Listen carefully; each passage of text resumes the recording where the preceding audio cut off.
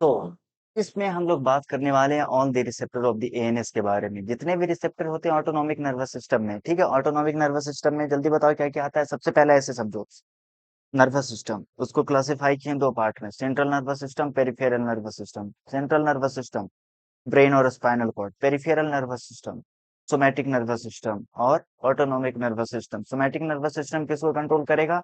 Skeletal muscles वगैरह को। Peripheral nervous system, peripheral nervous system, somatic nervous system, autonomic nervous system. Autonomic nervous system उसका 3 part. Autonomic nervous system उसका कितना part है जल्दी बताओ? 3 part. Sympathetic nervous system, parasympathetic nervous system, enteric nervous system. ठीक है, तो सिंपैथेटिक नर्वस सिस्टम टेढ़ा है क्या? ठीक है, तो हम लोग बात कर रहे हैं सिंपैथेटिक नर्वस सिस्टम। तो सबसे पहला उससे पढ़ने से पहले उसके रिसेप्टर कौन कौन से होते हैं वो जान लेते हैं।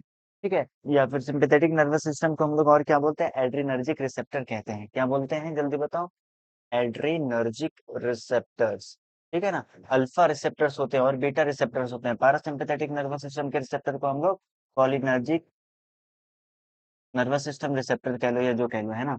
इसमें होते हैं निकोटिनिक और मस्कुरेनिक। ध्यान से पूरा फोकस मेरी आवाज पे सभी का।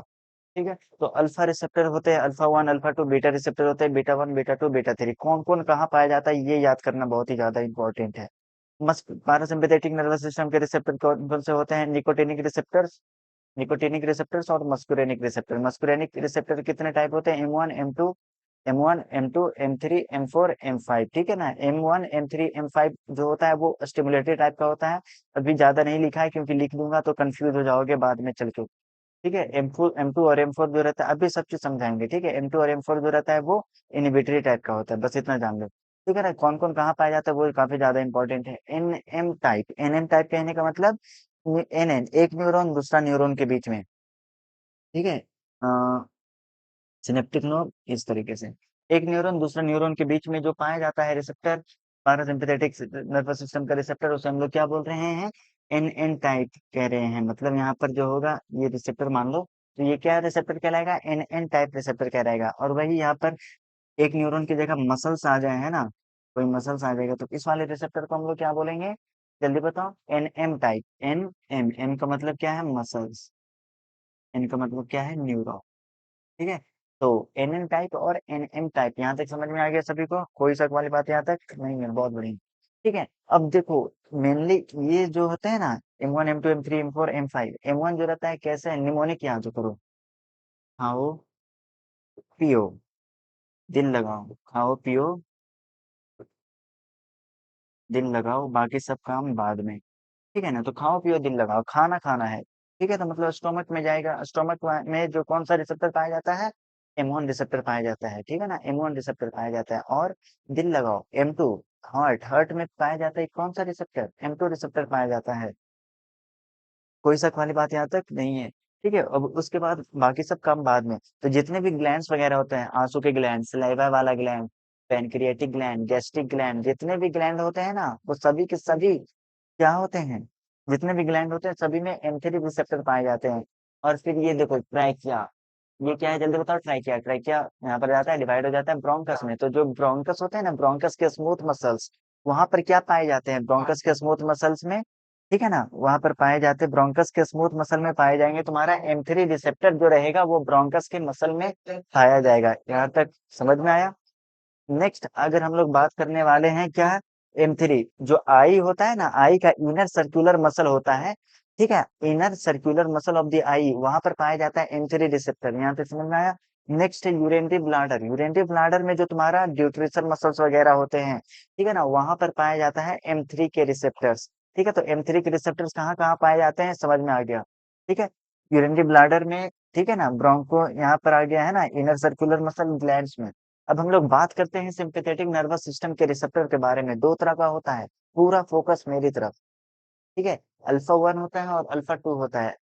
अल्फा रिसेप्टर और बीटा रिसेप्टर। अल्फा रिसेप्टर दो तरह का, अल्फा वन और अल्फा टू। अल्फा वन कहाँ कहाँ पाया जाता है? ब्लड वेसल्स में, ब्लड वेसल्स में रहेगा। और वो किस चीज के लिए रिस्पॉन्सिबल रहेगा? वेसो कॉन्स्ट्रिक्शन के लिए रिस्पॉन्सिबल रहेगा। और आइरिस में मसल होते हैं, इनर सर्कुलर मसल और आउटर सर्कुलर मसल। आइरिस की बात कर रहे हैं, सिलियरी मसल की बात नहीं कर रहे, पूरा ध्यान इधर ही। ठीक है, तो जो आउटर रेडियल मसल होता है वो कैसा होता है? आउटर रेडियल मसल जो होता है तुम्हारा, उसमें अल्फा 1 रिसेप्टर पाए जाते हैं, ठीक है। वेसो कॉन्स्ट्रिक्शन, ब्लड वेसल्स में पाए जाएंगे, वेसो कॉन्स्ट्रिक्शन करेंगे, ठीक है। ये जो तुम्हारा क्या है, लार्ज इंटेस्टाइन है, उसके जो स्फिंक्टर होते हैं, स्फिंक्टर की बात करें, स्मूथ मसल की बात नहीं कर रहे हैं। यहाँ पर मैंने क्या बनाया, ब्लाडर बनाया, ब्लाडर के स्फिंक्टर की बात कर रहे हैं, स्मूथ मसल की बात, डिट्रोसर और जो जो मसल होते हैं यूरिनरी ब्लाडर, उसकी बात नहीं कर रहे हैं, हम स्फिंक्टर की बात कर रहे हैं। तो जो स्फिंक्टर होता है वहां पर अल्फा 1 रिसेप्टर पाया जाता है। लार्ज इंटेस्टाइन में ये क्या हो गया, सिकम आके खत्म हो गया है ना, ascending descend, transverse descending sigmoid, है ना, कोलोन का टाइप होता है कि नहीं होता है, ठीक है। तो ये स्फिंक्टर की बात हम लोग कर रहे हैं यहाँ तक, ठीक है। तो यहाँ पर स्फिंक्टर में अल्फा 1 रिसेप्टर पाया जाता है। अल्फा 2 जो रहता है प्री सिनेप्टिक और पोस्ट सिनेप्टिक मेम्ब्रेन वगैरह जो रहता है ना, वहां पर पाया जाता है, हम उसकी ज्यादा बात नहीं करने वाले हैं। तो ये जो आपका पैनक्रियाज होता है, पैनक्रियाज, ध्यान से पूरा फोकस मेरी तरफ, पैनक्रियाज जो है ना, पैनक्रियाज, पैनक्रियाज में तुम्हारे क्या होता है, अल्फा सेल होते हैं, बीटा सेल होते हैं, डेल्टा सेल होते हैं, उसकी बात छोड़ो।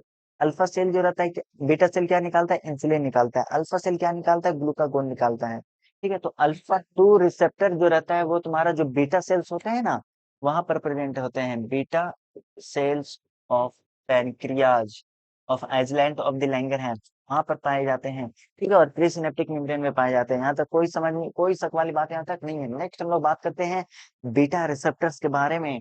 बीटा रिसेप्टर्स हो गया, तो वो तीन तरह का, बीटा 1, बीटा 2, बीटा 3। कितना मिनट हो चुका है? 6 मिनट हुआ है, बहुत बढ़िया। बीटा 1, बीटा 2 और बीटा 3 अगर मैं लिख लिख के पढ़ाता आपको तो शायद ये 10 मिनट हो जाता, ठीक है। पूरा फोकस मेरी तरफ करो, पूरा वीडियो अंत तक खत्म होते होते आपको पूरा का पूरा छप जाना चाहिए दिमाग में, ठीक है। तो बीटा 1 जो रहता है कहाँ पाया जाता है, आपका हार्ट में पाया जाता है, और कहाँ पाया जाता है, किडनी में पाया जाता है। हार्ट में क्या करेगा, हार्ट रेट वगैरह, sympathetic nervous system heart heart पे क्या करेगा, जोर से फोर्सफुल कॉन्ट्रैक्शन करवाएगा, जल्दी जल्दी फोर्सफुल कॉन्ट्रैक्शन करवाएगा, मतलब हार्ट रेट बढ़ा देगा, पावर ऑफ द कॉन्ट्रैक्शन बढ़ा देगा, फोर्स ऑफ द कॉन्ट्रैक्शन बढ़ा देगा, ठीक है ना। ये यहाँ पर हार्ट पे क्या होगा, रास एक्टिवेट करेगा, रेनिन का सिक्रेशन करवाएगा किडनी पे। यहाँ तक क्लियर। बीटा 2 जो रहता है आपका कहाँ पाया जाता है, आपको पता है ना, ब्रोंकियल अस्थमा का पेशेंट में हम लोग क्या देते हैं, बीटा 2 एगोनिस्ट देते हैं, मतलब जो आपका ट्रैकिया, ब्रोंकस, तो जो ब्रोंकस है, ब्रोंकस में आपका क्या पाया जाता है बताओ। ब्रोंकस के स्मूथ मसल में बीटा 2 रिसेप्टर पाए जाते हैं और ये वेसोडायलेशन के लिए रिस्पॉन्सिबल रहते हैं। इसीलिए एलर्जिक पेशेंट, अस्थमैटिक पेशेंट, उसमें क्या होता है, ब्रोंको कॉन्स्ट्रिक्शन हो जाता है, तो हम लोग बीटा 2 एगोनिस्ट देते हैं ताकि वो डायलेशन हो और फिर एयर का पैसेज हो। यहाँ तक क्लियर। तीसरा जो है लीवर में पाया जाता है आपका बीटा 2 रिसेप्टर, जो कि क्या करवाएगा, सिंपैथेटिक नर्वस सिस्टम है ना, जो कि आपका करवाता है ग्लाइकोजेनोलाइसिस। मतलब क्या काम है, देखो सिंपैथेटिक का काम है क्या है, सिंपैथेटिक नर्वस सिस्टम कब एक्टिवेट होता है, फियर फाइट फ्लाइट, आपके पीछे शेर पड़ा हो, डर से डरोगे तो कुछ बड़ा कैसे करोगे, ठीक है ना, ये सारी बातें, ठीक है। तो यहाँ तक ग्लाइकोजेनोलाइसिस करवाता है ना, ग्लूकोनियोजेनेसिस करवाता है। इन सभी का मकसद क्या है, ग्लूकोज का बढ़ा देना, शेर पीछे पड़ा है, ब्लड में ग्लूकोज लेवल ज्यादा होना चाहिए ताकि दौड़ो, है ना, स्केलेटल मसल कंज्यूम करेंगे, है ना, ठीक है। और फिर जो पैनक्रियाज है, आइसलैंड ऑफ द लैंगरहैंस होता है, उस पे जो रहता है अल्फा, हाँ, बीटा 2 जो रहता है अल्फा सेल्स पे पाया जाता है।